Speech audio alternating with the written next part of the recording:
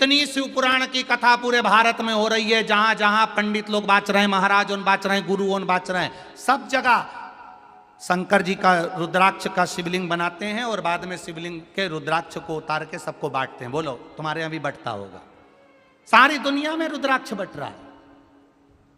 आप सीहोर में पहुंचोगे, स्टेशन पे पहुंचोगे, कुबेरेश्वर धाम भी नहीं जाओगे तो लोग कह देंगे वहां मत जाओ, हमारे पास मिल जाएगा, तुम हमसे ले लो। लोग कहेंगे, पर कुबेरेश्वर धाम का रुद्राक्ष उसी भूमि से मिलता है और बिना शुल्क के, बिना पैसे के, और जब बाबा की मर्जी हो जाती है तब मिल जाता है और वो प्राप्त हो गया और उसने अपना काम करना प्रारंभ कर दिया। हम दूसरी जगह का नहीं कह सकते। उसका कोई शुल्क नहीं, उसका कोई कीमत नहीं, उसकी कोई पैसा नहीं, और उसको हम लोग ऑनलाइन भेजते भी नहीं, किसी के घर पर कभी नहीं भेजा, आज तक नहीं भेजा। और यहां तक कोई तुमसे आकर कह दे कि कई लोग मिलेंगे तुमको ऐसे, वो भी कह देंगे हम सीहोर में रहते हैं, हमारे पास में है वहाँ का रुद्राक्ष, हमारी तो बहुत पहचान और हमारे पास में बहुत सारे रुद्राक्ष रखे हैं, ले लो। सीहोर का कुबेरेश्वर धाम का रुद्राक्ष केवल कुबेरेश्वर धाम की भूमि के सिवाय वहाँ से किसी पहचान वाले को भी नहीं दिया जाता। वहाँ से आपको आना पड़ेगा, आपका परिचित आएगा, आप पहुँचेंगे, मिलेगा। कंकर शंकर की धरा है, उस कंकर शंकर का स्पर्श जब आपके शरीर से होगा और वहाँ से लाया हुआ रुद्राक्ष पानी में गलाकर जब आपने आचमन करना प्रारंभ किया होगा, बाबा सारे रोगों को हरण अपने आप करना प्रारंभ कर लेगा। आपका विश्वास जुड़ना चाहिए। अब ऐसे तो दुनिया में बहुत कथाएं होंगी और सब जगह रुद्राक्ष बटेगा, सब जगह बटेगा, ले आओ जाओ, ले आओ जाओ, सब जगह, सब जगह की कीमत। और सरल भाषा में समझ लो, यहाँ बाहर दुकान लगी होगी, बोलो री जी सही है, बाहर दुकान लगी होगी तो ये बेलपत्री मैं इतने बड़े पत्तल में 10-10 रुपए की बिक रही होगी। बिक रही है क्या? कहीं अगर यहाँ नहीं बिक रही होगी तो शंकर जी के मंदिर के बाहर बिक रही होगी। ठीक है, बोलो बोलो सही है कि गलत है? शिव जी के मंदिर के बाहर 10 रुपए की बेलपत्री मिल जाएगी। बेलपत्री जो तुमने 10 रुपए की खरीदी, तुम्हारी शुगर, तुम्हारी बीपी, तुम्हारी थायराइड, जो तुमने बेलपत्री वहां से खरीदी 10 रुपए की, उसको एक जगह बैठ के खा लेना। और वो बेलपत्री जो शंकर के शिवलिंग पर चढ़ी है, उसकी केवल एक बेलपत्री शिव से टच हो गई, उसको उठाकर खा लेना। आपको अंतर मालूम पड़ जाएगा कि उस बेलपत्री में और उस बेलपत्री में कितना अंतर है, कितना अंतर है उसमें और इसमें। चलो वो भी जाने दो। आप में से किसी ने सत्यनारायण भगवान की कथा करवाई क्या? जिन जिन ने कराई जरा हाथ उठाओ तो। सबने कराई है? रख लो रख लो। सत्यनारायण भगवान की कथा में प्रसाद बनता है, काय का बनता है? हैं? आटे का सेक के शक्कर मिला के प्रसाद बनता है। अब तुम एक प्रैक्टिकल करके देखना, एक कटोरी सत्यनारायण भगवान का प्रसाद सत्यनारायण भगवान की कथा में भगवान के सामने रख देना और एक कटोरी प्रसाद सेक के फ्रिज के ऊपर रख देना। जब सत्यनारायण जी की कथा पूरी हो जाए, पूजा पूरी हो जाए, हवन पूरा हो जाए, आरती पूरी हो जाए, दोनों प्रसाद को उठाकर खाना। पहले सत्यनारायण भगवान को जो भोग लगाया उसको खाकर देखना, और एक जो फ्रिज के ऊपर रखा है उसको खाकर देखना। जो फ्रिज पर रखा होगा उसमें स्वाद नहीं आएगा, जो भगवान के सामने लग गया उसमें स्वाद बढ़ गया। अब वो भी जाने दो और समझ लो, गलती नहीं हो इसलिए समझना जरूरी। और समझो, तुम्हारे घर में वो इतना बड़ा फल आता ना, कद्दू, क्या बोलते? कद्दू। कद्दू की सब्जी, मिक्स वेज सब्जी, राम भाजी अपने घर में बनाकर खाना, पूड़ी अपने घर में तल कर खाना, और वही कद्दू की सब्जी, वही राम भाजी किसी भंडारे में मोटी मोटी पूड़ी और तोड़ तोड़ कर खाकर देखना, अपने आप मालूम पड़ जाएगा स्वाद कहाँ का आया। घर में स्वाद आएगा कि भंडारे में? कितनी जल्दी बोले रे, कहाँ स्वाद आएगा? भंडारे में स्वाद आएगा। स्वाद प्राप्त हो।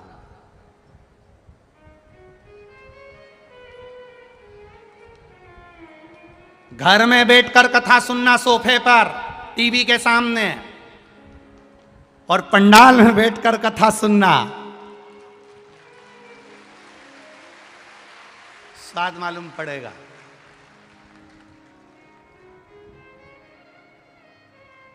घर में तो टीवी के सामने तुम हो और सियोर वाला महाराज, और तुम्हारे हाथ में रिमोट, जब चाहो जब महाराज बंद, जब चाहो महाराज चालू, ठीक है।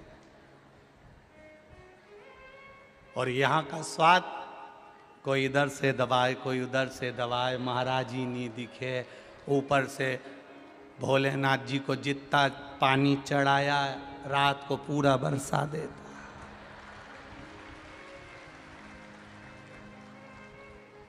कोई कह रहा था गुरुजी पहले इतनी बैसाख महीने में गर्मी में इतना पानी नहीं गिरता था, आजकल कितना गिर रहा है। तो हमने कहा जैसा दोगे वैसा ही तो पाओगे, ये तो देने पर है। तुम पहले इतना महादेव को जल देते ही कहाँ थे, कहाँ देते थे? जैसा दोगे वैसा पाओगे। कई लोग दिन भर धूप को कोसते रहते हैं, इतनी गर्मी पड़ रही, इतनी गर्मी पड़ रही, इतनी गर्मी पड़ रही, इतनी गर्मी पड़ रही। अरे कूलर में 2 बाल्टी सुबेरे पानी डालते हो, 2 बाल्टी रात को कूलर में पानी डालते हो। अगर 2 लोटा पानी तुम्हारी दुकान के पास में जो पेड़ लगा है उसमें डाल देते तो कूलर की भी जरूरत नहीं पड़ती। पर इतना आलसी, 2 बाल्टी पानी कूलर में डाल लेगा, पर पेड़ में 1 लोटा पानी नहीं डालेगा। 1 लोटा भले दुकान के पास में, कचरा पटक देगा पेड़ के नीचे, पर पानी नहीं डालेगा। और फिर के बहुत गर्मी पड़ रही है, बहुत गर्मी पड़ रही है।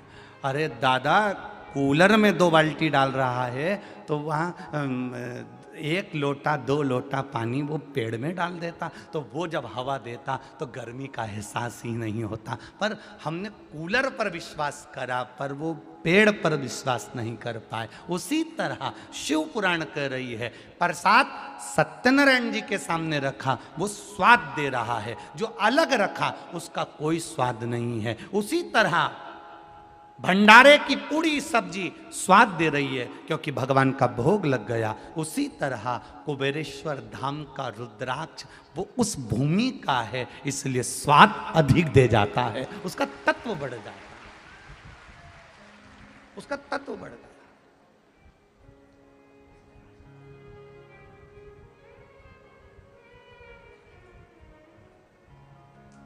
कई लोग हमसे कहते भी हैं गुरुजी हम तो कितनी बार आए, जब देखो जब मना ही कर देते हैं, अभी नहीं मिल रही।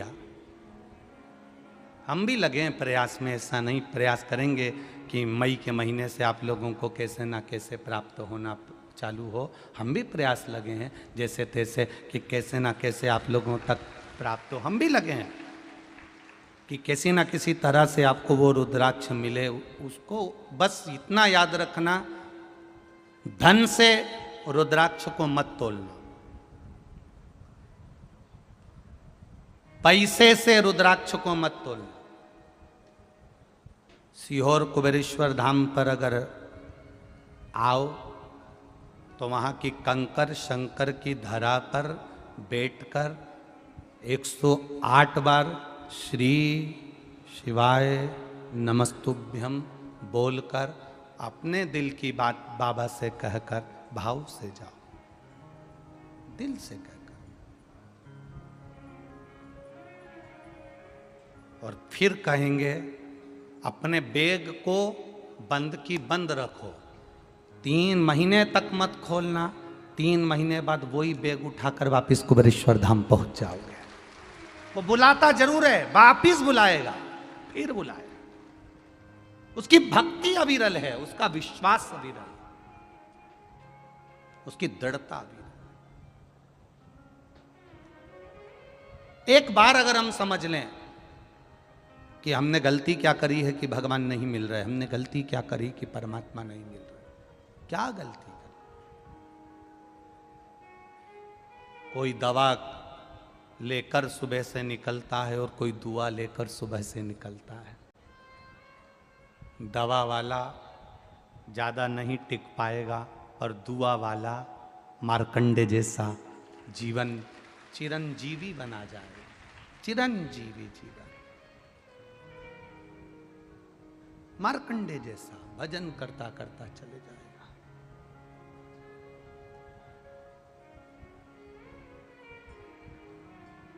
एक बार माता पार्वती जी जब समझ गईं, एकांत में बैठकर शिव जी की लीला का स्मरण कर रही थी, अपनी कीर्ति का बखान करवाना माता पार्वती जी ने बंद कर दिया। फिर वही बात आ गई, सारे पर्वत चढ़ सकते हो पर कैलाश पर नहीं। क्यों? क्योंकि बाबा को प्रिय नहीं कि कोई कैलाश पर्वत के ऊपर अपना पांव रखे। कैलाश पर्वत पर मेरा महादेव बैठा है, उसकी केवल परिक्रमा कर सकते हो, दर्शन कर सकते हो, पर उसके ऊपर चढ़ नहीं सकते। आप दुनिया से कीर्ति पाओ, आप पूरी दुनिया से कीर्ति पाइए, पूरी दुनिया से कीर्ति पाओ, पर महादेव से नहीं।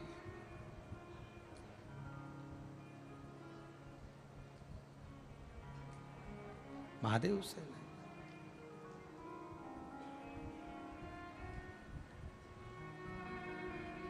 शिव कथा कहती है, महाराज भगवान शंकर का संवाद कहता है, आपके भजन का गुण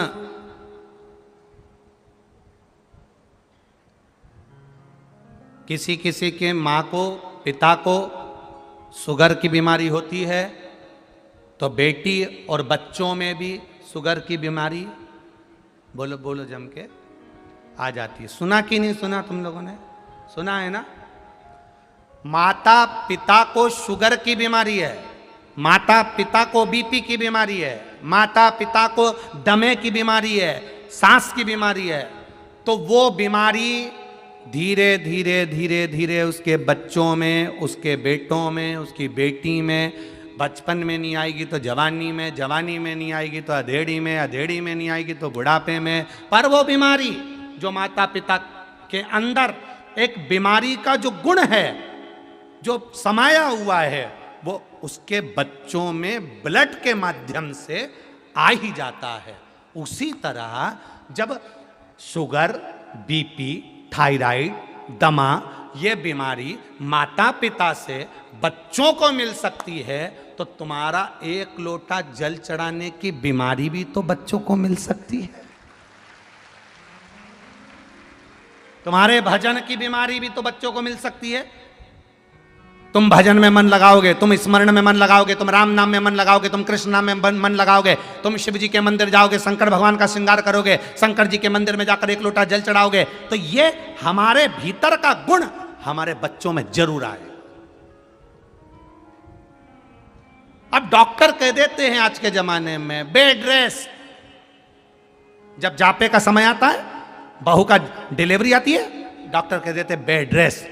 बेड रेस्ट मतलब पलंग पे पड़ी रहो, ना जाना ना आना, पलंग पे पड़े पड़े चरो, खाओ, पानी पियो, वहीं पड़े रहो और दिन भर टीवी देखते रहो। और उन टीवियों में जितने नाटक आए, सीरियल आए, उन नाटक में जितनी भी नाटक में माताएं आए, पूरे नाटक उठाकर देख लेना जितने तुमने आज तक देखे हो। प्रत्येक नाटक में 2-3 दिन कहीं का हंसता दिखता होगा, बाकी के समय रोता ही मिलेगा 24 घंटे। जितने नाटक देखोगे उस पूरे नाटक में कहीं ना कहीं का तुम्हें रोता ही मिलेगा। इसलिए औलाद जो पैदा होती है नाटक देख देख के, वो भी ऐसी होती है, गोदी में रखो तो चुप, नीचे रखो तो पे पे करे, क्योंकि नाटक देख के पैदा हुई।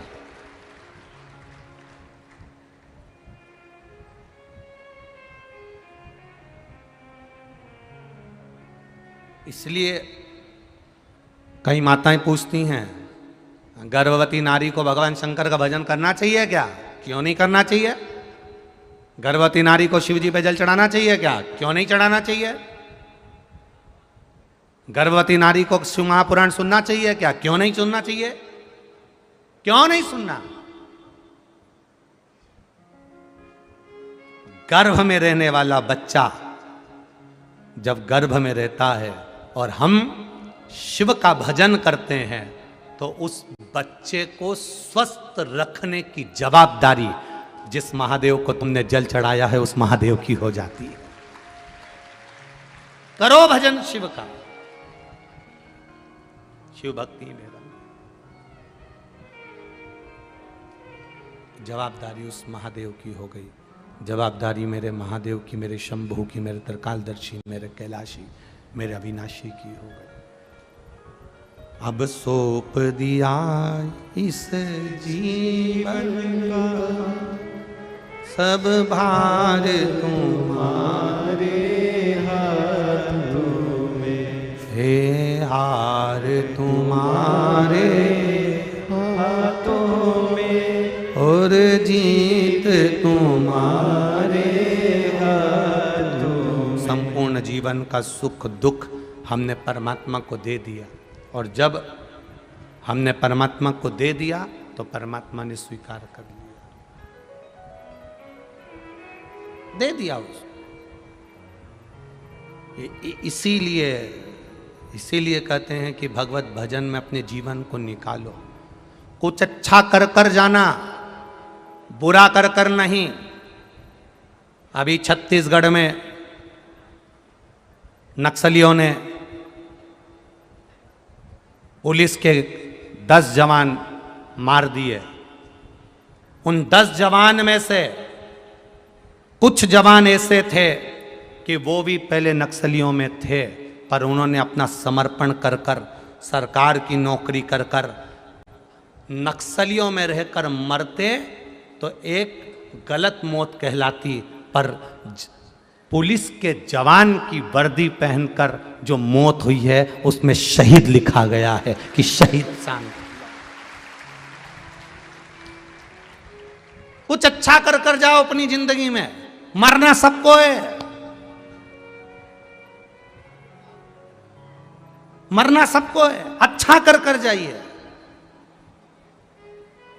अगर वो भी उनमें शामिल होते और मरते तो एक बेकार मौत मरते, पर सरकार की नौकरी कर कर एक इस संसार की रक्षा में, राष्ट्र की रक्षा में जो उन्होंने अपने शरीर को त्याग दिया, अपनी देह को त्याग दिया, अपने शरीर को त्याग दिया, वो एक वीरता की मौत है और शहीद की मौत है, सहजता नहीं है हमारा।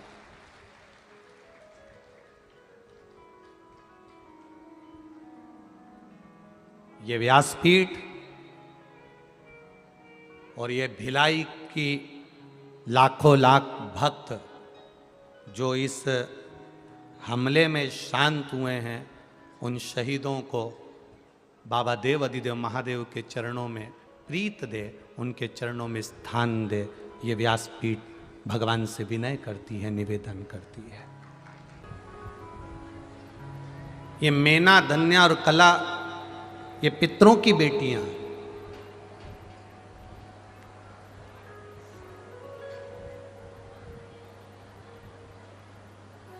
जो पितृलोक में विराजमान है। सनकादि ऋषियों का थोड़ा सा अपमान हो गया था, इसलिए मृत्यु लोक में आ गई थी।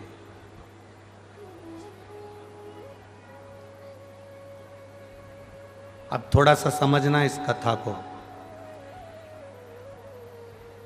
जिनके यहां कोई अधोगति में मर गया हो,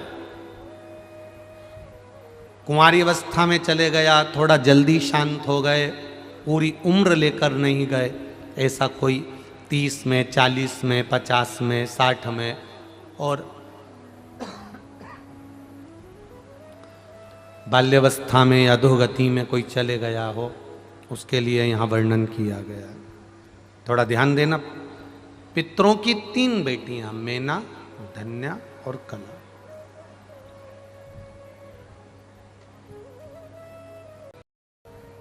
सनकादि ऋषि एक जगह पर बैठकर तप साधना कर रहे थे, भगवान की विरल भक्ति में बैठे हुए थे, शिव तत्व में डूबे हुए थे। अब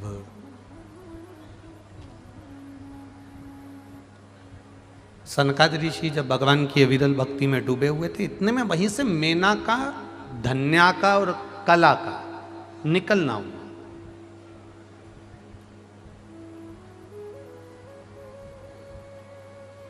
इस कथा पर थोड़ा सा, एकांतेश्वर महादेव की इस कथा पर जितने लोग आस्था चैनल पर सुन रहे हैं और जितने लोग फेसबुक यूट्यूब पर सुन रहे हैं और जितने लोग इस पंडाल में सुन रहे हैं और इस पंडाल के बाहर रोडों पर बैठ बैठ कर, दुकानों में बैठ बैठ कर जितने लोग सुन रहे हैं, जरा ध्यान लगाकर सुनना कि अधोगति में जो मर जाता है, गर्भ से लेकर अचानक जिसके प्राण चले जाते हैं, उस तक के जीव की गति सुधारने के लिए शिव तत्व को कैसे जाने।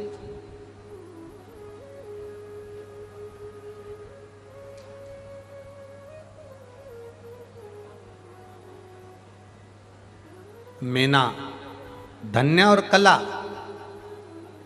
सनकादिक ऋषि जहां से बैठे तब कर रहे थे, वहीं से इन तीनों का निकलना हुआ।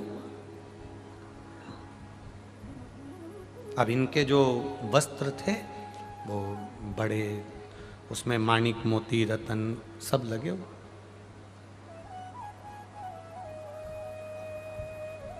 अब उनमें माणिक मोती रतन सब लगे हुए थे, तो ये जहां से निकल कर जा रही थी उनके वस्त्र से, वहां सनकादिक ऋषियों की जंघा पर, छोटे छोटे सनत कुमार, उनकी जंघा पर चोट लग गई। अब जंघा पर जब चोट लगी, सनत कुमार एक बार मेना जी निकल कर गई, चोट लगी, कुछ नहीं बोले। धन्या निकल कर गई, चोट लगी, कुछ नहीं बोले। पर कला जब निकल कर गई, एक बार गलती हो जाए चल जाएगा, दो बार गलती हो जाए चल जाएगा, पर बारंबार गलती हो ये नहीं चले।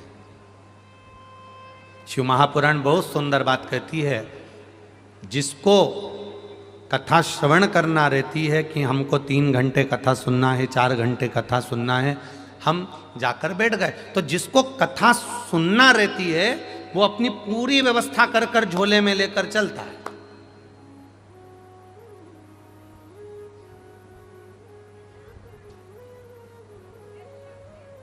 और कई कई ऐसे रहते हैं कि साहब थोड़ी देर सुनी, अब देख लिया कि अब मालूम पड़ा 2 बजे कथा चालू हुई है, सब जनता उठेगी, 4 बजे सब चले जाएंगे तो ट्रैफिक जाम ना हो जाए, उस चक्कर में वो मालूम पड़े 3 साढ़े 3 बजे से ही धीरे से उठूं उठूं उठूं उठूं, और मालूम पड़े जितनों का मन कथा में लगा हुआ था उन सबको पाँव से कूचते, कपड़ों से कूचते, हाथ पैर लगाते, दमोचते, कंधे पर हाथ, पाँव पर हाथ रखते रखाते, जैसे तैसे निकलकर बाहर। शिव महापुराण एक बहुत सुंदर बात कहती है, तुमको जल्दी जाना है तो सबसे आखिरी में बैठो, सबसे पीछे बैठो, आखिरी में जाकर बैठो, वहीं की वहीं उठे, वहीं की वहीं चल। अपने शरीर के द्वारा किसी को चोट ना पहुंचे, अपने शरीर के द्वारा किसी को लगे ना। शिव महापुराण की एक बात अपनी जिंदगी में जरूर उतारना कि हम जब महादेव को जल चढ़ाते हैं, जरा समझिएगा, बहुत सावधानी से समझिएगा। शिवलिंग है,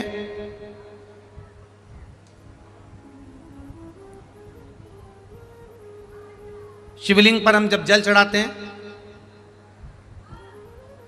जब हम भगवान शंकर के शिवलिंग को जल चढ़ा रहे हैं, उस समय पर आपका स्मरण होना चाहिए, उस समय आपका ध्यान होना चाहिए।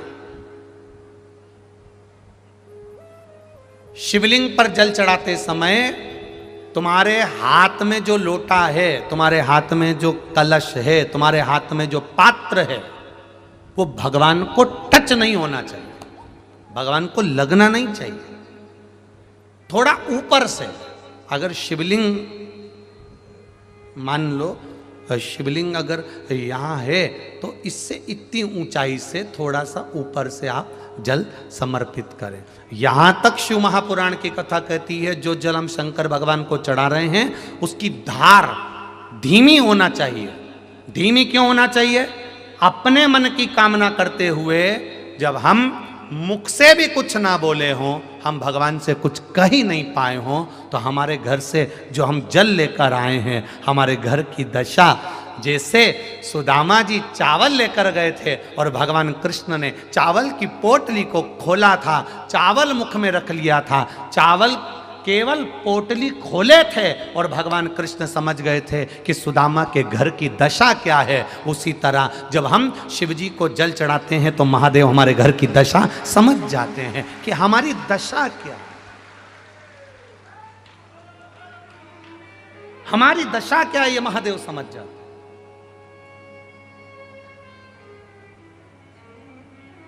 एक पंडित जी मंदिर में पूजन कर रहे, बड़े विद्वान, प्रखंड विद्वान पंडित जी पूजन कर रहे, और छोटा सा बच्चा जरा सा स्कूल जाने वाला, वो रोज लोटा लेके जाता और पंडित जी खूब सारे मंत्र बोलते, खूब वैदिक मंत्रों का उच्चारण करते। अब वो छोटा सा बच्चा, उसको कोई मंत्र ही नहीं आता, तो वो चालू हो जाता है ABCDEFGHIJKLMNOPQRSTUVWXY।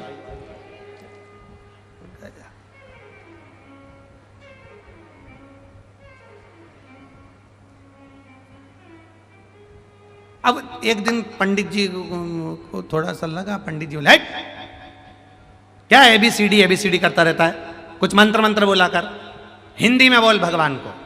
उसने दूसरे दिन आ गया, आ से अनार का, बा से बकरी का, का से कमल का, गा से गमला, घा से घड़ी, सा से सरोता, डा से डमरू, बस। और पूरा अंगा पंगा सब बोल के अब पंडित जी बोले मंत्र बोलो मंत्र। बच्चा छोटा था पर शिव पुराण पूरी सुना था, तो उसने भी कह दिया गुरुजी ये आ से अंगा तक के बीच में सारे मंत्र फंसे हैं, भगवान समझ जाएंगे, भगवान समझ जाएंगे कि क्या बोला है, उनको समझ पड़ती।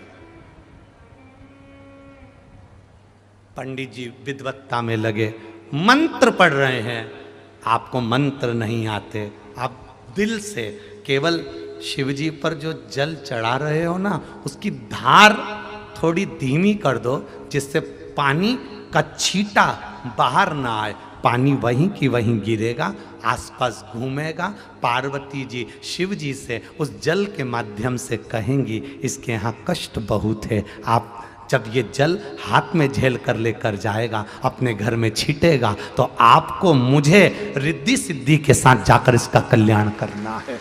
ये शिव तत्व है।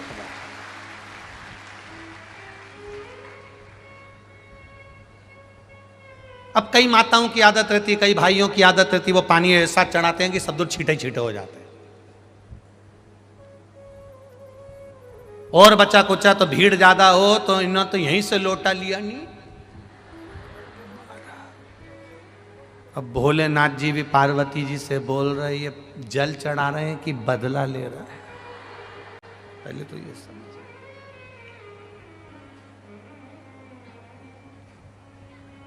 ये जल चढ़ाए कि बदला ले, पहले वो तो यहाँ पर भगवान की कृपा है। वैसे तो हम पाँव पड़वाते नहीं हैं किसी भी नारी से, पुरुष कोई भी हो, बच्चा हो बूढ़ा हो, किसी से पाँव नहीं छुआते। और यहाँ कई जगह तो वो मानते ही नहीं लोग, और बिल्कुल पाँव पे पड़ी जाए तो पाँव पे कहीं पड़े वो चिमटा खोड़ी जाए। अब फिर यहाँ से कथा में से जाऊँ कमरा में जाकर वो थोड़ा बोरोप्लस मोरोप्लस कुछ लगा जैसे तो पाँव के ऊपर, भैया इतना नखून लगा दिया। वो तो यहाँ भगवान की कृपा है, प्रशासन बहुत अच्छे से संभाल रहा है, पुलिस प्रशासन बहुत अच्छे से, और सारी प्रशासन बहुत अच्छे से संभाली हुई है। तो यहाँ तो भगवान की बड़ी कृपा है साहब, बड़ी बहुत करुणा है, बहुत करुणा। तो कई बार हम भगवान को रिझाना चाहते हैं, हम चाहते हैं भगवान हमसे रीझे, पर कई बार अपनी गलती से भगवान रीझता ही नहीं है। अब तुम दे पानी का लोटा इतनी ऊपर से चढ़ा रही, पूरा छींटा अपने ऊपर लग रहा, वो पानी जो देवाधिदेव महादेव को चढ़ाया है, थोड़ा सा हाथ नीचे कर कर, लोटा कलश शिवलिंग को ना छुए, टच भी ना हो, नख ना लगे, अपने हाथ की चूड़ियां भी भगवान को घिसने में ना आए, अपनी कोई सामग्री से भगवान को चोट ना पहुंचे। धीरे धीरे जल चढ़ाकर जब वो जल घूमता है, हम मंत्र बोलें ना बोलें, हम कुछ कहें ना कहें, अपनी जल की धार अपने आप मंत्र बोलती है और महादेव को प्रसन्न कर देती है। अपने जल की धार अब कहें ना, A for apple, B for ball, A B C D E F G H I J K. भगवान से कह दिया तुम समझ लेना, हमें मंत्र नहीं आता, हमें जो आता था हमने कह दिया। आपको मंत्र नहीं आते कोई बात नहीं, आपको साधना नहीं आती कोई बात नहीं, आपको तप नहीं आता कोई बात नहीं, आप घंटों तक आंख बंद करके नहीं बैठ सकते। कई लोग ऐसे भी होते हैं जो तुमसे कहेंगे आंख बंद करो, बैठ जाओ, देखो कुछ दिखा, क्या दिखा? रायपुर दिखा।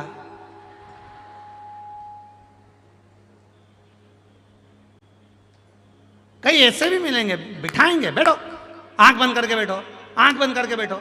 कई लोग मंदिर में भी जाते हैं, भगवान के मंदिर में जैसे पहुंचे, राम जी के मंदिर में, कृष्ण जी के मंदिर में, देवी जी के मंदिर में, है डोंगरगढ़ पहुंच गए, माता के मंदिर में पहुंच गए, और जाते से ही इन्होंने जैसे ही सामने देवी जी आई, इतने में तो पीछे वाले ने धक्का मार के बाहर निकाल दिया। देवी जी भी कह रही इतनी दूर से चढ़ के इतनी ऊपर आई, तू मेरा दर्शन करने आई, अरियो अकल की अंधी, मेरे सामने आते सी आंख बंद कर ली, ना जी भर के देखा, ना कोई बात की, बड़ी आरजू थी मुलाकात की, बड़ी आरजू थी मुलाकात की। पैदल चल के जा रही हूँ, भिलाई से जा रही हूँ, डोंगरगढ़ जा रही हूँ, यहाँ जा रही हूँ, वहाँ जा रही हूँ, हम तो अब 15 किलोमीटर दूर, 50 किलोमीटर दूर पैदल चलकर भगवान के दर्शन करने गए, और भगवान के मंदिर में जैसे ही पहुंचे तो आंख बंद कर ली। भगवान के आंख खोल के दर्शन कर, इतनी दूर से आइए, 2 मिनट नैन तो मिला ले, बस नैन मिल गए उतने में तो कल्याण कर दूंगा। नैन तो मिला, अब वो मिला ही नहीं, नैन तो क्या करे। और ये तो बस मंदिर में गए। अब इसको आंख बंद करते हुए देखा तो पास में 2-4 बैठी थी बेबी, अब उनको देखा तो जो मंदिर में आया वो भी। भगवान भी मन में सोच रहे हो, अरे ओ कमला, थोड़ी तो हिल जा, तो कमला। अच्छा सब बैठे तो इसने एक आंख खोल के देख भी लिया, सब बैठा तो इसने और जोरदार हाथ बंद कर लिया। अच्छा कोई हमसे कह देना कि महाराज आप आंख बंद करके थोड़ी देर, हम तो जितनी देर ये कथा चालू होती है उसके पहले जो थोड़ी देर आंख बंद करते हैं ना, उसमें भी हमारी आंख बंद नहीं होती, उसमें भी भगवान ऐसा लगता है कि जैसे शंकर जी चक्कर काट के आ रहे हैं। वो हमको ही कई बार सोचना पड़ता आंख खोल लूं क्या, अब खोल ना।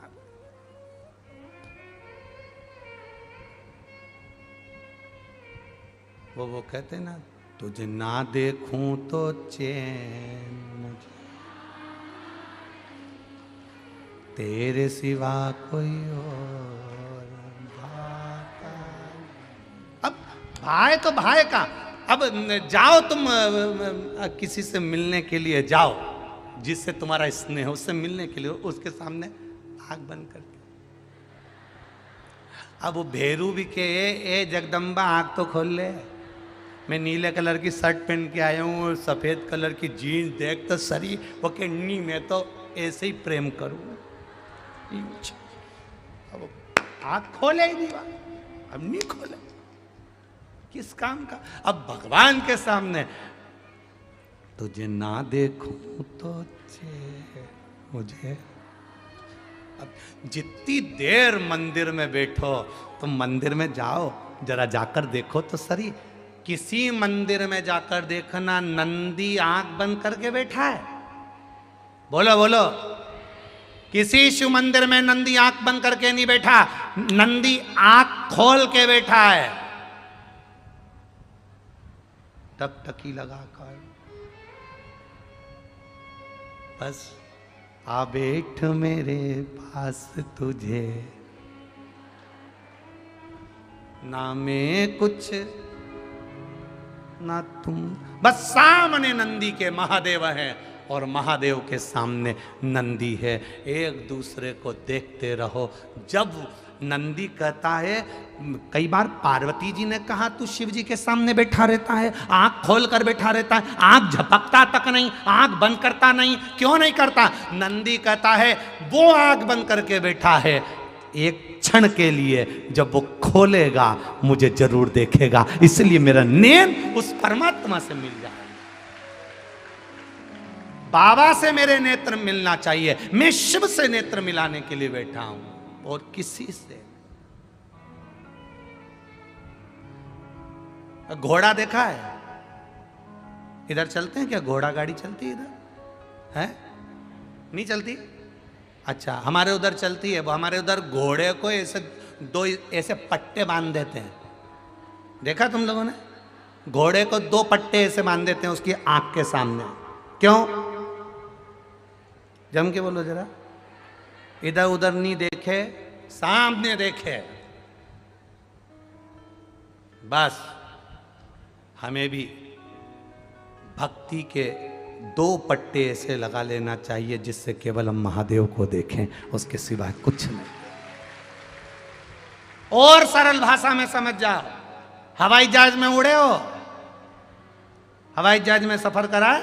हवाई जहाज में सफर करा है तो वहां जैसे ही हवाई जहाज में ऊपर चढ़ के बैठो कुर्सी पे, इतनी देर में देवी जी आके बोलती हैं सीट बेल्ट लगा लो।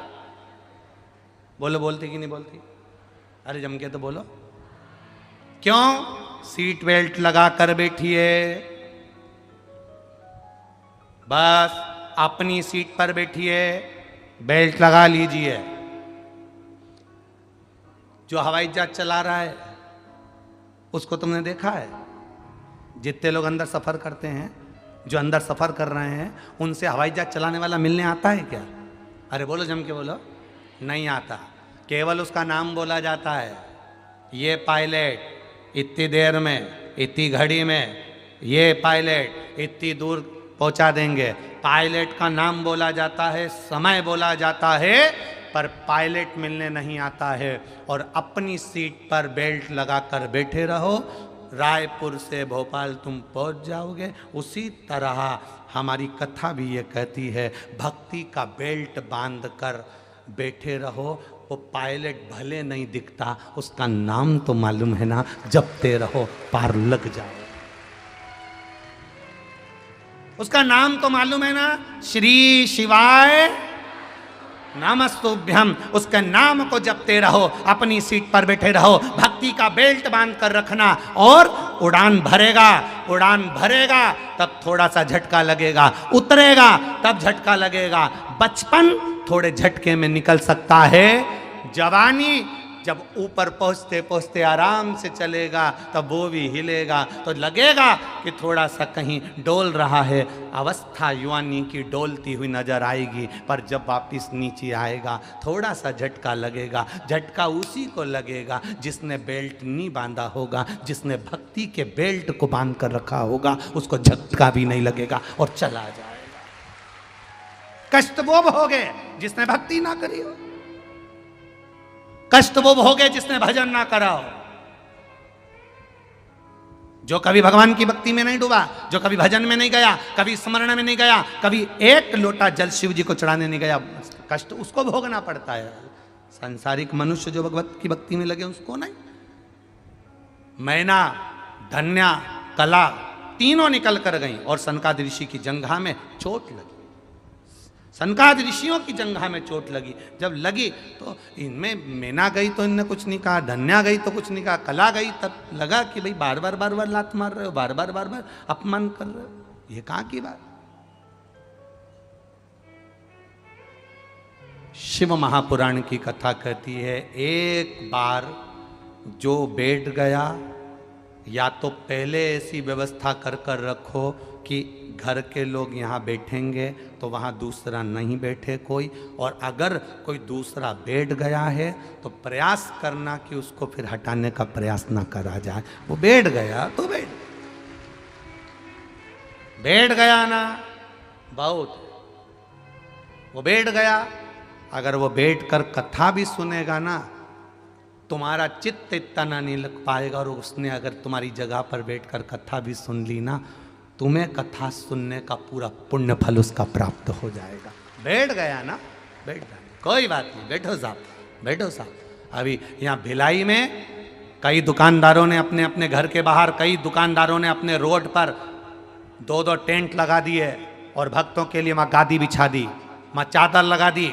हजार भक्तों को कोई भोजन करा रहा है, कोई ठंडा पिला रहा है, कोई चाय पिला रहा है, कोई रुआवजा पिला रहा है, कोई बिस्कुट बांट रहा है, पूरे भिलाई के।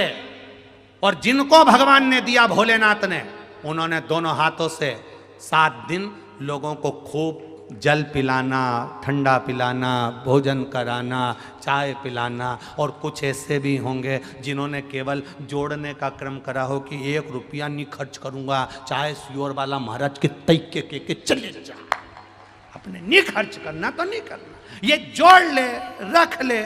जो ये 3 ये जो खर्च कर रहे हैं, इनको कहूँगा मैं, तुम तुम्हारी डायरी में लिख जरूर लेना कि तुमने कितने का पानी पिलाया, तुम्हारी डायरी में लिख के रखना। और 3 महीने में हिसाब मिला लेना। 3 महीने बाद एक चिट्ठी सी और भेज देना कि तुमने जितने का पानी पिलाया वो 4 गुना मिला कि नहीं मिला, 3 महीने के अंदर। और जिसने केवल लूटा, 10 रुपए की बाटल को 40 में, 50 में, 30 में जो बेच रहे हैं, वो भी हिसाब लगा के रख लेना कि जितना कमाया था वो डॉक्टर में लगा कि नहीं लगा, वो भी हिसाब जोड़ के रख।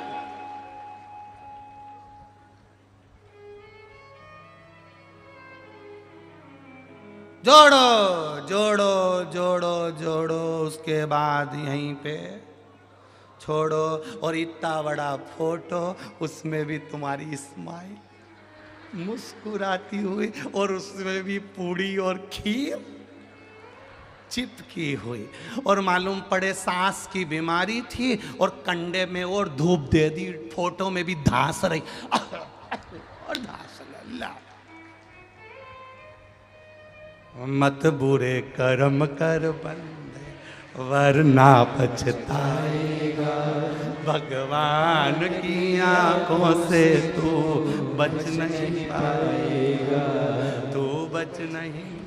प्रत्येक मनुष्य को अपने कर्म का दंड भोगना है। सियोर वाला महाराज करेगा, सियोर वाले को भोगना पड़ेगा, दूसरा करेगा, दूसरे को भोगना पड़ेगा। ये मत सोच लेना कि कथा बाचे तो भोगना नहीं पड़ेगा, या आप हो तो आपको भोगना नहीं पड़ेगा। संसार का संत, महात्मा, साधु, सन्यासी, तपस्वी, साधक, उपासक, कथाकार, चाहे कोई विद्वान से विद्वान हो, चाहे साधारण से साधारण हो, उसको मृत्यु लोक पर आने के बाद में कर्म का दंड भोगना ही पड़ता है। जैसा करोगे वैसा भरना ही पड़ेगा, निश्चित है,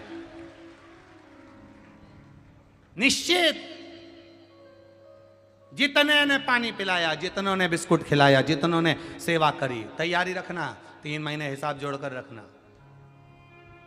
जो अपने अपने घर से रोटी बना के लाई, भले 2 लोगों के लिए लाई, भले 2 लोगों के लिए पूरी सब्जी बना कर लाई, पर हिसाब में जोड़ के रखना, मैंने 2 लोगों को भोजन कराया।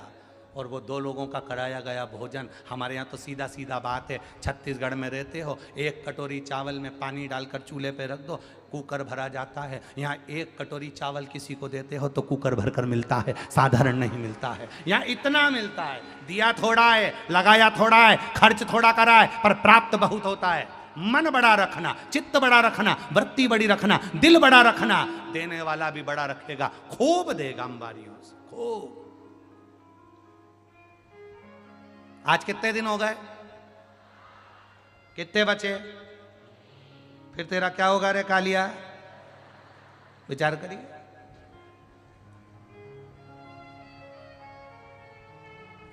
मिला समय, आधी रात को पानी आ रहा है, सब सोने वाले तितर बितर हो रहे हैं, कोई अंदर समेट गए, पानी पानी पानी। जहां तुम लोग बैठे हो खूब पानी भरा हुआ था, कोई चप्पल से बाहर निकाल रहा, कोई काय से निकाल रहा, माताएं, पानी इधर टपक रहा, वो अपना अपना दरी आसन लगा लगा कर। हम वो वीडियो भेजेंगे आपको, जरा देखिएगा, जो सीहोर जाती हैं यहाँ से, कई भगत लोग भेजते हैं उन वीडियो को, सब माताएं, पानी टपक रहा है, आंधी चल रही है, तूफान अपनी जगह चल रहा है और पानी पानी हो रहा है और वो भगवान की भक्ति में नाच रहे, गा रहे, श्री शिवाय नमस्तुभ्यम कहते जा रहे। ये अविरल भक्ति कहां से लाओगे? भिलाई वालों और भिलाई के जितने भक्त हैं, ये नजारा दूसरी बार देखने को नहीं मिलने वाला। इन भक्तों का दर्शन फिर नहीं होने वाला। ये तो शिव की कृपा से मिला है जो हमें प्राप्त हो। चढ़ाओ शिव को जल। अपने शंकर को चढ़ाए गए जल का छींटा भी बाहर ना आए, धीरे धीरे। हम मंत्र नहीं जानते, हम साधना नहीं जानते, हम कोई विद्या नहीं जानते। हम भगवान को जो जल चढ़ाएं उसकी धार धीरे चले तो भगवान भी मंत्र खुद बना लेते हैं। ये मेरा भक्त है, खुद नहीं बोलेगा, जल चढ़ा रहा है, इसका जल बोलेगा, ये खुद नहीं बोलेगा। क्यों बोले? दो तरह के सेठ जी होते हैं, जरा अच्छे से समझ लेना। दो तरह के सेठ जी, एक जिनके आगे नौकर को बोलना पड़ता है, सेवक को बोलना पड़ता है, सेठ जी मेरे घर में बेटे की शादी है, सेठ जी मेरे घर में बेटी की शादी है। और एक ऐसा सेठ होता है जिसके आगे बोलना नहीं पड़ता, पूछ लेता है, क्यों शादी कब की निकली है? बस 15 तारीख की है, 10 तारीख की है, 8 तारीख है। अच्छा तैयारी हो गई सारी? बस मैंने थोड़ी बहुत तो कर ली है सेठ जी, कोई चीज की जरूरत? बस थोड़ी बहुत तैयारी रह गई, ये ले तैयारी कर लेना, ले जाए इतना रुपया तैयार। एक सेठ होता है जो पूछ कर दे देता है, एक वो सेठ होता है जो बार बार सेवक बताए तब देता है। मेरा महादेव वो सेठ है जिसके सामने बार बार बोलने की जरूरत नहीं पड़ेगी, तुम्हारा जल चढ़ेगा और उतने में वो समझ जाएगा कि इसको चाहिए क्या, क्या चाहिए इसको, वो समझ जाए।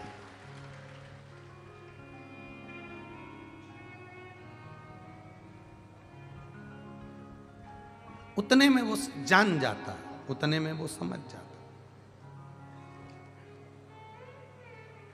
बहुत वीआईपी है साहब, बहुत वीआईपी है। अच्छा कपड़े से कोई महान हुआ क्या आज तक? अरे बोलो तो रे छत्तीसगढ़ वालों, अच्छे कपड़े पहनने से कोई महान हुआ? अगर अच्छे कपड़े पहनने से कोई महान होता तो इतने बड़े बड़े शोरूम में पुतले होन कितने महंगे कपड़े पहनते रहे। देखो तुम बड़े बड़े शोरूम में पुतला उनको गंजे व पुतला होन और एकदम अंग्रेज जैसे, और उनको इतने महंगे कपड़े पहनाए, इतने महंगे कपड़े पहनाए, पर आज तक वो महान हुए? 5-5 हजार की तो शर्ट पहनते हैं पुतले, पर कभी महान हुए नहीं हुए। अच्छे कपड़े पहनने से कोई महान नहीं होता, अच्छे कर्म करने से लोग महान होते हैं। महंगे कपड़े पहनने से कोई महान नहीं होता, खूब महंगी गाड़ी घूमने से कोई महान नहीं होता कि मेरे पास में 25 लाख की गाड़ी है, मेरे पास में 30 लाख की गाड़ी है। जो 25 लाख की गाड़ी में घूमते हैं एक दिन 25 रुपए के लोटे में भरा के हरिद्वार पहुंच जाते हैं। अच्छे कपड़े पहनने से कोई महान नहीं होता, कर्म अच्छा होना चाहिए, विचार अच्छे होना चाहिए, सोच अच्छी होना चाहिए, दृष्टि अच्छी होना चाहिए। अब कई कई माताएं अपने बेटी का ब्याह कर देती हैं। हमने जहाँ लड़की का संबंध करा उनके 2 पेट्रोल पंप हैं और गुरुजी कम से कम 50 एकड़ जमीन है, उनकी तो राइस मिल है। अब तुमने देखा तो सब कुछ, और मालूम पड़े लड़की वहाँ जाने के बाद आंखों से आंसू बहाए, पति भी ऐसा बोले जैसे किसी नौकरानी से बात कर रहा हो, सास ऐसी बोले जैसे पैसे का रुआब दिखा रही हो, ससुर ऐसा बोले कि जैसे कहीं की नौकरानी आई हो। तो ये राइस मिल और ये पेट्रोल पंप क्या करोगे इसका? अरे जम के तो बोलो रे भाई, किसी काम का है? जब छोरी दुखी, बेटी दुखी, तो क्या करे राइस मिल? एक चम्मच राइस क्या करना मील का? क्या कर? अरे मील बड़ी है, घर बड़ा है, गाड़ी बड़ी है, दिल भी बड़ा रखो रे। कोई तुम्हारे यहाँ आए तो एक कप चाय तो पिला दो रे। दिल बड़ा रखिए, और जिसका दिल बड़ा होता है उसके पास में कुछ भी नहीं होना। तुम देखना, तुम्हारे ही रिश्तेदारों में देखना री जीजियों, और जितने मेरे जीजा बैठे हैं वो भी समझ लो अच्छे से, तुम्हारे ही रिश्तेदार में देखना, एक किसी गरीब के घर की शादी में जाना और एक किसी सेठ करोड़पति के घर की शादी में जाना। करोड़पति के यहाँ चले जाओगे कोई नहीं पूछेगा, पर गरीब के यहाँ जाओगे तो मौसी जी आइए, काकी जी आइए, बैठो साहब, पानी पियो साहब, ला रे गिलास, ला रे कुर्सी, ला मौसी जी के लिए, ला मौसी जी आई। मौसी पैसे वाली है, पर पैसे वाली मौसी भी और अधिक पैसे वाले के यहाँ जाएगी, इतना सम्मान नहीं मिलेगा। पर एक साधारण से नौकर के यहाँ, व्यापारी के यहाँ, साधारण व्यक्ति के यहाँ, वो छोटी सी पैसे वाली अगर वहां पहुंच गई, कुर्सी लगेगी, सम्मान होगा, अलग से पंगत लगेगी, अलग से पत्तल लगेगी। नहीं मेरी मौसी जी आई, हमारा सेठ जी आया, हमारा सेठ जी आया, हमारे मौसे जी आए, मेरे मामा जी आए, मेरे काका जी आए, कितना सम्मान, कितना आदर। पर तुम तो बड़ों के यहाँ जाकर तुम अपनी भी तो शान बनाना चाहते हो, हमारी उनसे इतनी पहचान है। तो मेरा गरीबों से निवेदन है, इनकी पहचान अगर उनसे है तो तुम भी कह देना मेरी पहचान कुबेरेश्वर महादेव से है।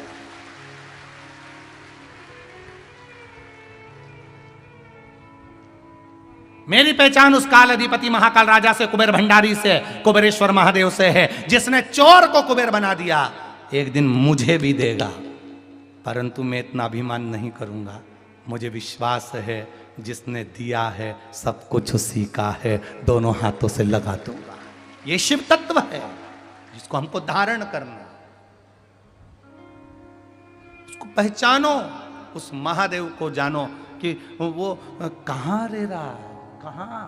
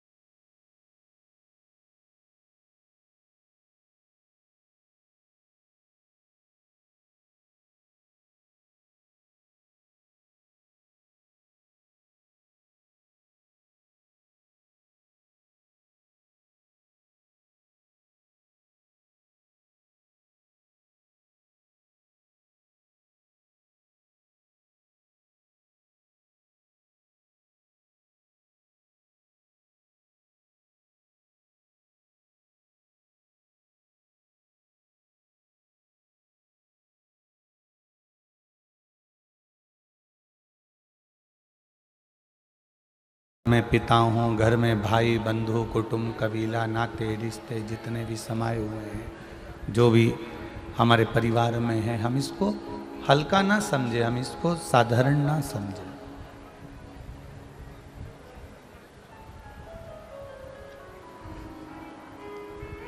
एक साधारण सी चींटी भी अपना तत्व रखती है।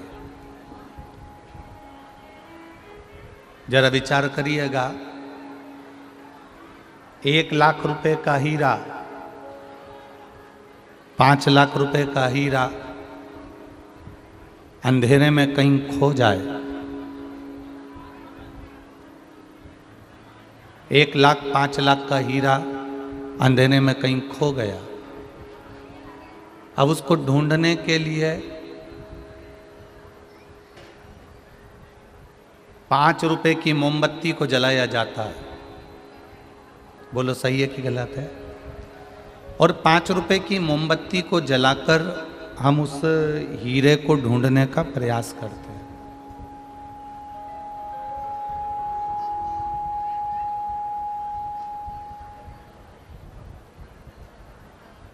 एक 1,00,000 रुपए के हीरे को अंधेरे में ढूंढने के लिए 5 रुपए की मोमबत्ती को जलाया जाता है और उसके प्रकाश से हम हीरे को ढूंढने का प्रयास करते हैं।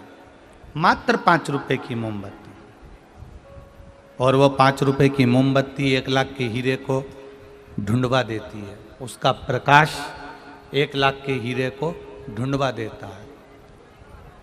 मात्र 5 रुपए की मोमबत्ती थी, 7 रुपए की मोमबत्ती थी, 10 रुपए की मोमबत्ती थी, जिसने 1,00,000 के हीरे को अंधेरे में से ढूंढकर निकाल कर बाहर दे दिया। उसी तरह संपूर्ण जीवन में मात्र 7 दिन की शिव महापुराण की कथा है जो इस आत्मा रूपी हीरे को परमात्मा से मिलाने का काम कर देती है।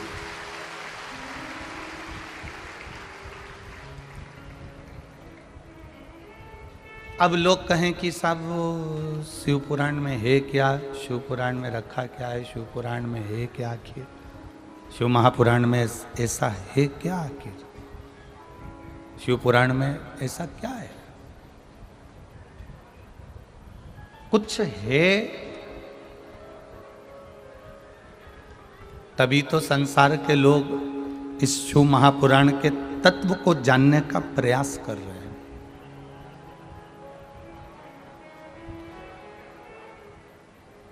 मेरे देवादिदेव महादेव के पास में जो भी सामग्री रखी है वो कोई साधारण सी नहीं है। शिव जी के पास में अगर सर्प भी रखा है तो वो भी कीमत वाला है, एक डमरू भी रखा है तो वो भी कीमत वाला है, एक त्रिशूल भी रखा है वो भी कीमत वाला है। मेरे शंकर भगवान के पास में जो भस्म रमी हुई है वो भी कीमत वाली है। और जब शिव जी से लगी हुई भस्म की कीमत हो जाती है, शिव जी के शरीर से लगे हुए मृग चर्म की कीमत हो जाती है, शिव जी के शरीर से लगी हुई एक बेलपत्री की कीमत हो जाती है, शिव जी के शरीर से लगे हुए एक गंगा की धार की कीमत हो जाती है, शिव जी के शरीर से लगी हुई एक मट्टी की कीमत हो जाती है, शिव जी के शरीर से लगे हुए एक पुष्प की कीमत हो जाती है। तो जो शिव जी से लगा रहता है उस मनुष्य की कीमत भी मेरा भोलेनाथ बढ़ा देता है। वो कीमत बढ़ाने वाला मेरा देवादिदेव महादेव है, वो कीमत बढ़ाने वाला मेरा शंकर, मेरा ओघड़ी, मेरा दातार, मेरा दयालु, मेरा शिव है। जो परमात्मा से एक बार लग गया, जो शिव तत्व तक पहुंच गया, जो शिव महापुराण की कथा में या शिव मंदिर तक, शिवालय तक पहुंच गया, उसको परमात्मा ने पकड़ कर रखा है। हमारा भारत देश कोई साधारण सा देश नहीं है। पूरे दुनिया के लोगों को इस भारत देश पर गौरव होता है।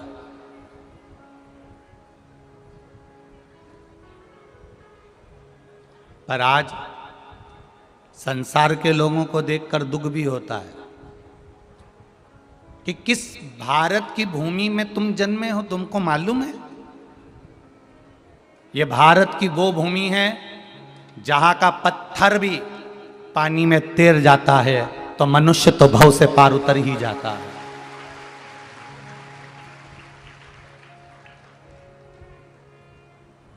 दुख उनको देखकर होता है जो भारत की भूमि में जन्म लेने के बाद भी कहीं ना कहीं किसी ना किसी रूप में दुख भोग रहे होते हैं, कहीं ना कहीं कष्ट भोग रहे होते हैं, कहीं ना कहीं पड़े हुए होते हैं।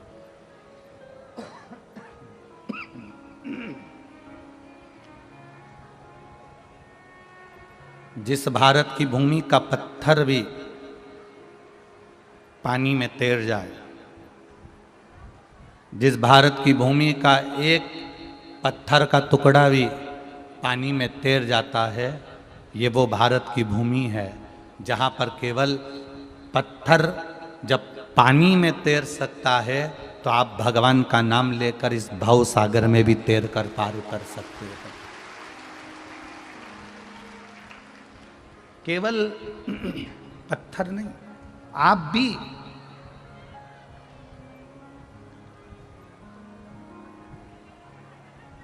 एक पत्र आया है, देखिए आप।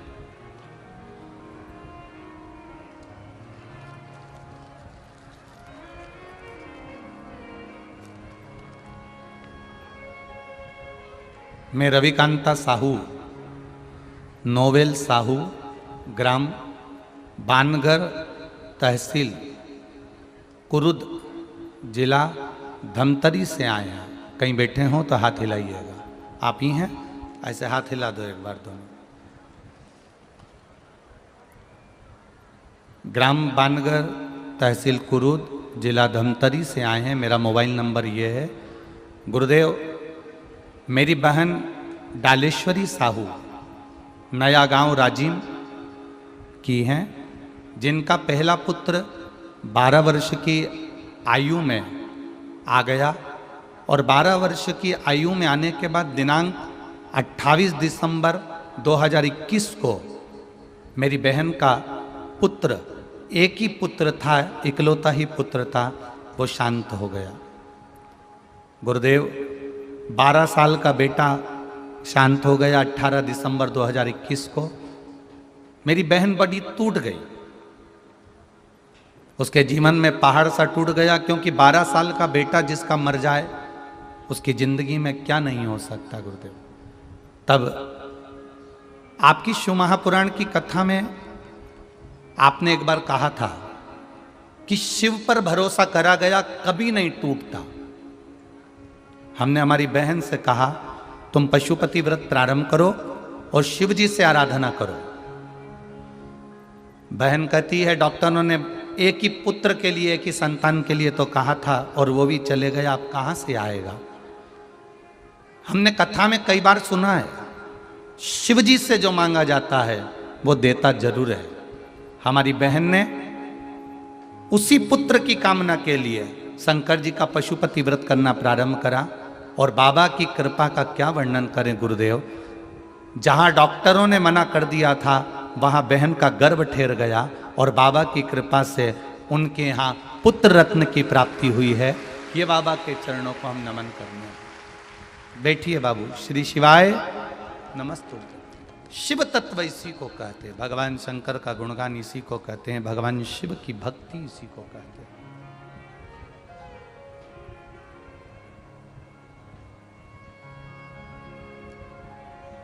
अब जो चला गया वो वापिस आ नहीं सकता, पर भाग्य में उसी को मेरा महादेव किसी ना किसी के रूप में वापिस लाकर दे देता है। ये वो शिव तत्व है महाराज, ये वो घड़ी। आपका भरोसा, आपकी दृढ़ता, आपका विश्वास पक्का है तो फिर टूटेगा नहीं। जिस भारत की भूमि पर पत्थर तैर जाते हों, उस भारत की भूमि पर मनुष्य का तैरना सहज है। पत्थर तो निर्जीव है, पत्थर तो निर्जीव है, जब वो पानी में तैर रहा है तो आपका भजन, आपका स्मरण, आपका कीर्तन, आपका मंत्र जाप, आपका चढ़ाया गया एक लोटा जल शिव जी को जो आप समर्पित कर रहे हो, भगवान को जो आप चढ़ा रहे हो, एक बेलपत्र या भगवान का जो मन से गुणगान कर रहे हो, ये कोई खाली जाने वाला नहीं है।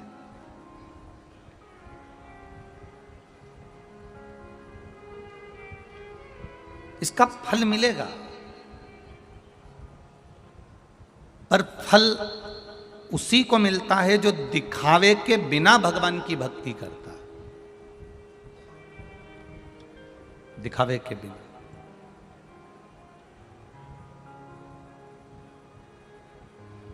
खाली न जाता कोई दर से तुम्हारे, खाली न जाता कोई दर से तुम्हारे, मैं भी खड़ा हूँ नंदी बाहे पसारे, अपने हृदय से लगा लो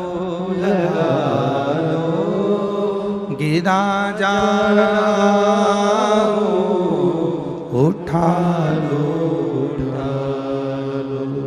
प्रभु अपने दर से अब तो हटा लो, गिरा जा रहा हो, उठा लो। शिव कथा कह रही है, भगवान शंकर का संवाद कह रहा है, शिव महापुराण की कथा कह रही है। आपका विश्वास दृढ़ होना चाहिए, आपका भरोसा पक्का होना चाहिए। जब तक विश्वास दृढ़ नहीं होगा, भरोसा पक्का नहीं होगा, तब तक परमात्मा के मिलन नहीं हो सकता।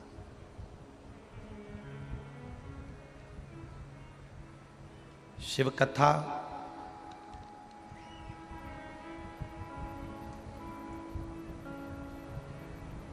माता पार्वती जी ने शिव जी की जो भक्ति करी है, माता पार्वती जी ने जो भगवान शंकर की अविरल भक्ति को धारण करा है,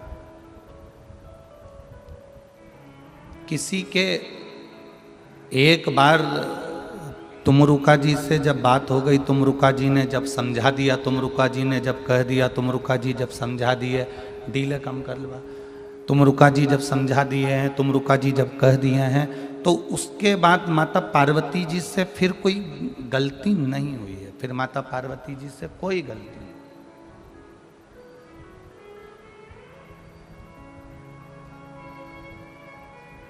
फिर उन्होंने किसी गलती को नहीं करा।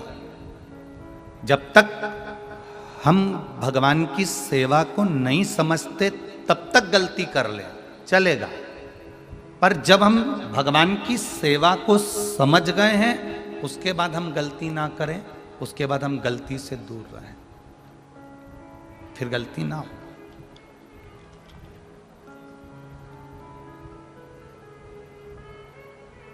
जितना समय मिले,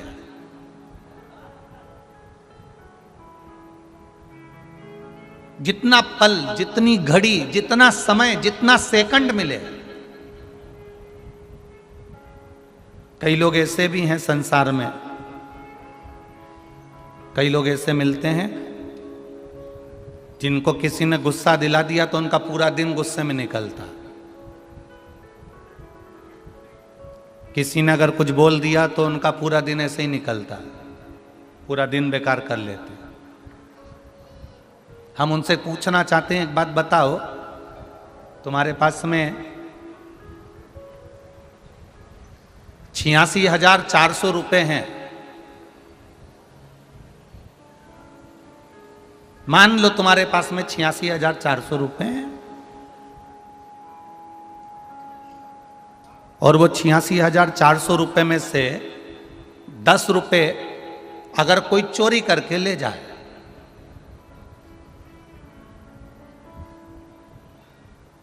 मान लो 86,400 रुपए में से कोई 10 रुपए चोरी करके ले जाएगा, तो तुम गुस्से में आके 86,390 रुपए फेंक दोगे क्या? अरे बोलो, जम के बोलो, नहीं फेंकोगे। तो जब तुम 86,400 रुपए में से अगर कोई 10 रुपए लेकर चले भी गया तो तुम 86,390 रुपए नहीं फेंकते तो 86,400 सेकंड प्रत्येक मनुष्य को 86,400 सेकंड, हर मनुष्य को 24 घंटे में 86,400 सेकंड मिलते हैं। और मान लो किसी ने तुम्हारा 10 सेकंड अगर बेकार भी कर दिया तो हम 86,390 सेकंड क्यों खराब करें? उसमें भगवान का भजन क्यों ना करें?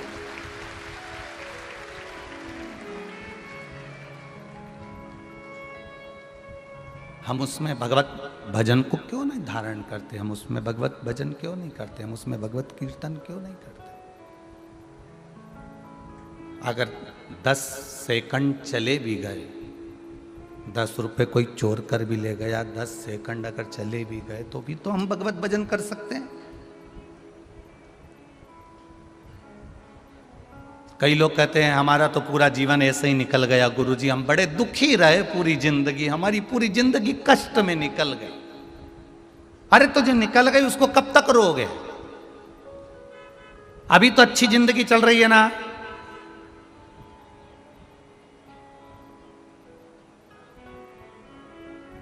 अभी तो भोलेनाथ जी ने तुम्हें संभाल लिया ना, तुम्हारा जीवन अच्छा चल रहा है। हाँ, अभी तो भगवान की कृपा से बहुत अच्छा चल रहा है, तो पुराना काय करो ना। अब जो अच्छा चल रहा है उस अच्छे जीवन में, उस अच्छे समय में हम क्यों ना अपने अच्छे जीवन को और आगे बढ़ाएं, शिव नाम, राम नाम, कृष्ण लेकर और आगे बढ़ते चले जाएं और अपनी जिंदगी को और अग्रणी करते चले जाएं। पीछे क्यों रोना?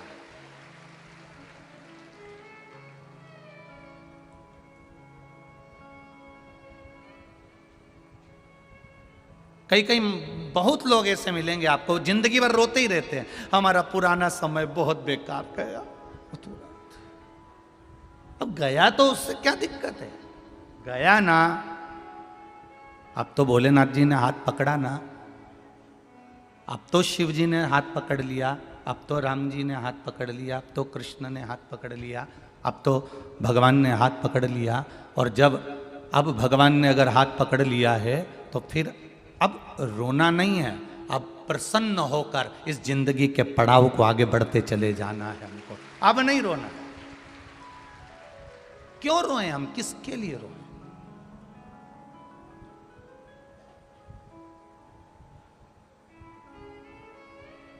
भोले मैं तेरी पतंग, शंभू मैं तेरी पतंग, हवा बिच उड़ती जावांगी, बाबा डोर हथों छछली में कटती जावांगी।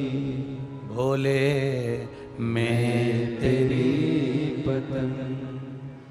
दुनिया के लोग आपके सामने आकर कहें मैं सुबह से निकलती हूं तो बीपी की गोली खाकर निकलती हूं, मैं सुबह से निकलती हूं शुगर की दवा खाकर निकलती हूं, मैं सुबह से निकलती हूं तो मैं थायराइड की दवा खाकर निकलती हूं। उनको कह देना तुम सुबह से निकलती हो तो दवा खाकर निकलती हो, मैं सुबह से निकलती हूं महादेव का जल पीकर दुआ लेकर निकलती हूं तो दवा की जरूरत नहीं पड़ती। जो महादेव के मंदिर में जाकर एक लोटा जल चढ़ाकर महादेव के चरणों का जल का आचमन कर लेता है, पी लेता है, उसके 3 ताप तो यूं ही समाप्त हो जाते हैं। ये विद्येश्वर संहिता में लिखा है।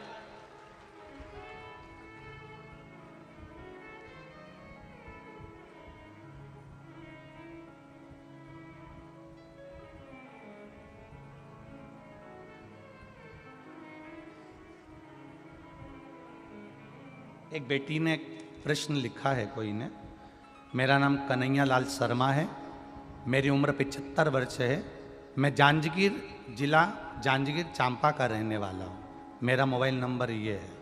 मैं शर्मा जी से कहना चाहूँगा, उन्होंने एक प्रश्न किया है, गुरुजी आपने प्रसूति शिव महापुराण की कथा में बीरणी का वर्णन किया था, ये कौन सी पुराण में से किया था? पहले तो हम शर्मा जी आपके चरणों को नमन करके प्रणाम कर कर कहना चाहेंगे, प्रसूति शिव पुराण में जितनी जितनी बातें बोली गई उसमें अध्याय नंबर और कौन से पुराण से कहा गया है उस पुराण का भी नाम और उसके खंड का नाम भी बोला गया है। उस पुराण को, उस कथा को एक बार वापिस निकालना और फिर वापिस पढ़ना कि शिव महापुराण के सती खंड में से बीरणी और प्रसूति का चरित्र का वाचन किया गया था। उसको वापिस निकालिए और उसका स्मरण करिए। आपके मन में आया है, बिल्कुल उसको वापिस सुनना कि किस पुराण में से, कौन से अध्याय में से, कौन से खंड में से लेकर उस कथा को बांचा जा रहा है। और कोई आपसे पूछे कि एकांतेश्वर महादेव की कथा आप कहां से बांच रहे हो, तो लिंग पुराण का स्मरण करिएगा, स्कंद पुराण का स्मरण करिएगा और शिव महापुराण के सुंदर आनंद में उमा खंड का स्मरण करिएगा। उसमें एकांतेश्वर शिवलिंग का वर्णन मिलेगा, जिसमें केवल माता पार्वती जी ही नहीं, माता पार्वती जी की माता मैनावती और मैनावती ही नहीं, मैनावती की भी दोनों बहनें धन्या और कला, ये भी एकांतेश्वर शिवलिंग का पूजन करती थी, जो आगे के चरित्र में अपन लोग श्रवण करेंगे। एक एक संवाद को आप अपनी जिंदगी में उतारिए, शिव महापुराण के एक एक संवाद को।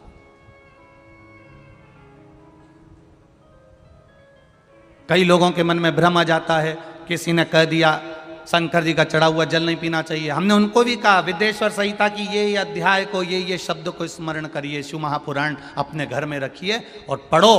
कहीं सियोर वाला महाराज झूठ तो नहीं बोल रहा है, कहीं सियोर वाला महाराज गलत तो नहीं बोल रहा है। और आपको अगर कहीं भी भ्रम हो तो आप बिल्कुल पूछ सकते हो, महाराज जी आपने कौन से अध्याय में से कहाँ से बोला। तो आपको हमको ज़्यादा कुछ नहीं आता, केवल ये शिव पुराण है जो तुमको हम बता दें, दर्शन करा दें, बस। ये शिव पुराण जो है ये गीता प्रेस गोरखपुर की है, इसको बाजार से लिया और इसको हम भी पढ़ते हैं, आप भी पढ़ो। इसमें कुछ भी नहीं, जितना पढ़ोगे उतने अंदर प्रवेश करते चलो, जितना पढ़ोगे आप जितना अंदर प्रवेश करते जाओगे उसमें से निकालते जाओगे। बस उसका अध्ययन, उसका स्मरण मूल रूप से करें, मूल रूप से करें। शिव तत्व को जानना है हमको। हमें एकांतेश्वर महादेव का वर्णन एक बार तुमरुका जी ने माता पार्वती को समझा दिया कि कीर्ति का बखान नहीं होना चाहिए, तुम्हारे यश का बखान नहीं होना चाहिए। दूसरा करे, बाहर जाकर करे, महादेव के सामने ना करे।